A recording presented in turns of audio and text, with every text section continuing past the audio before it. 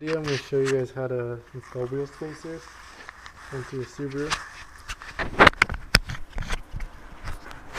Some of the things you'll need, of course, are your wheel spacers. Today I'm installing 25 millimeters, an inch. Of course, you need this, some anti-seize to put on the back of your spacers so they don't corrode and seize to your current wheels. And some thread locker just to put on the bolts. And that's pretty much it. Here's a stock view of the car, side angle. So there's a good inch in between right there.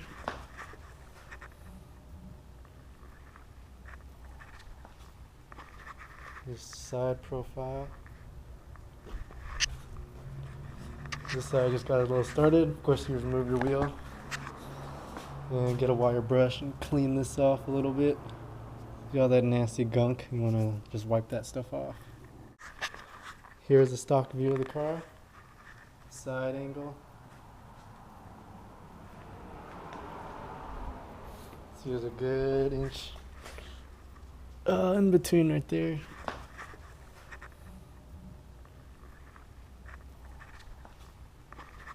Here's side profile. This side just got a little started. Of course, you remove your wheel and get a wire brush and clean this off a little bit. See all that nasty gunk? You want to just wipe that stuff off. So you just use some brake fluid and just spray it on. And once you get most of the surface stuff off, use a little wire brush and just brush everything nice and smooth. Mine's not a older car, so not much is built up. If you have an older car, you could get gunks of rust on there. So you just get all the little corners, just so you can ensure a nice flush seal. This part, get your little anti-seize and just put it around there.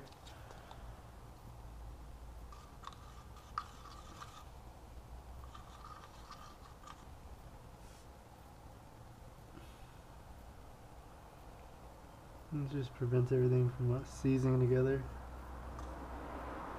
hence the name.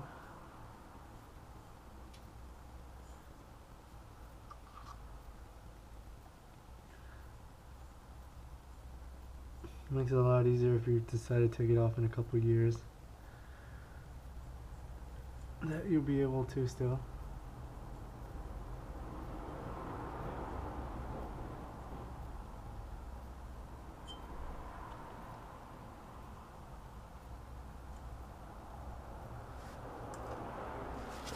Make sure you put a little bit inside here too, because this makes contact.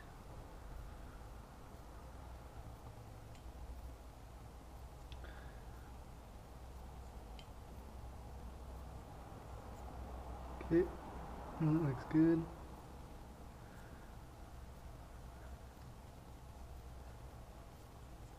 Make a quick pass all the way around.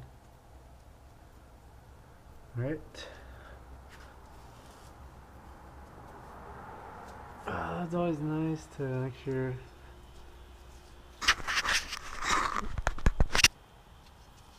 your thread is nice and clean.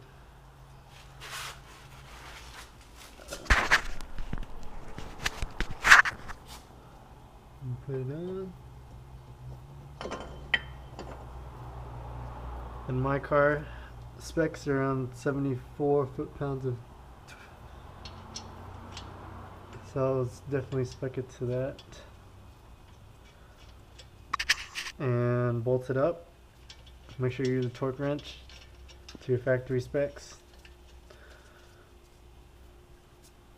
And just give you an idea of how much thicker it is, or how much wider you're going to push it out.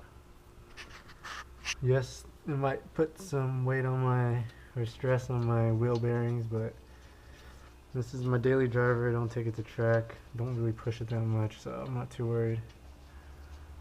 So it gives you an idea. Good inch.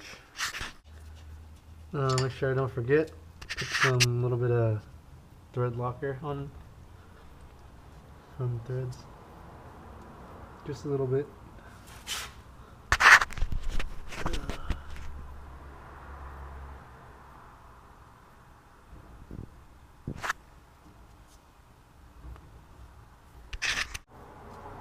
So it's a little thread lock on there.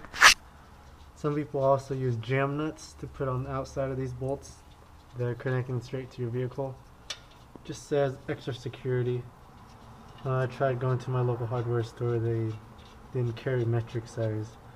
What size you need is M12 by 1.25. So they didn't have that, so I just dealt with it. Maybe later down the road I can buy some and put some on as a peace of mind. Of course, just put on your new tire.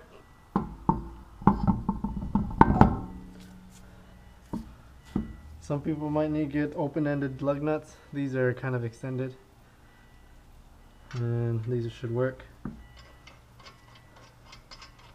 They're slightly longer than your factory studs, so make sure your lug nuts work with it.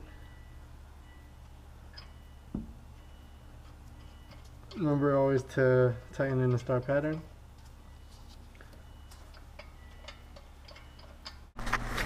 Alright, here's an after. This is on stock suspension. You can see how much wire it is, it almost sticks out to the side. Compared to the stock rear.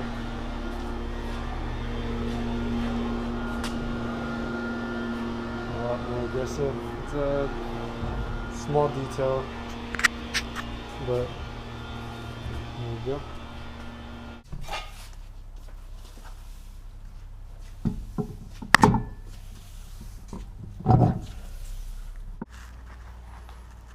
This is the stock side.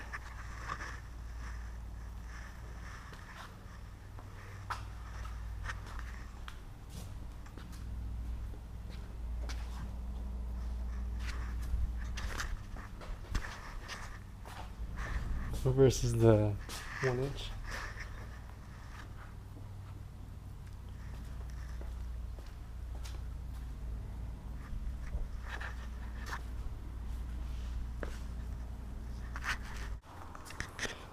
And this is after everything is bolted up. See one side, the other side. It's a lot more aggressive look. It almost looks stock, unless you really notice it.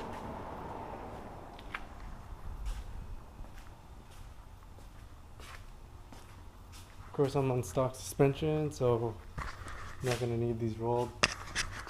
But you can tell that if I did go any lower, need them to be rolled.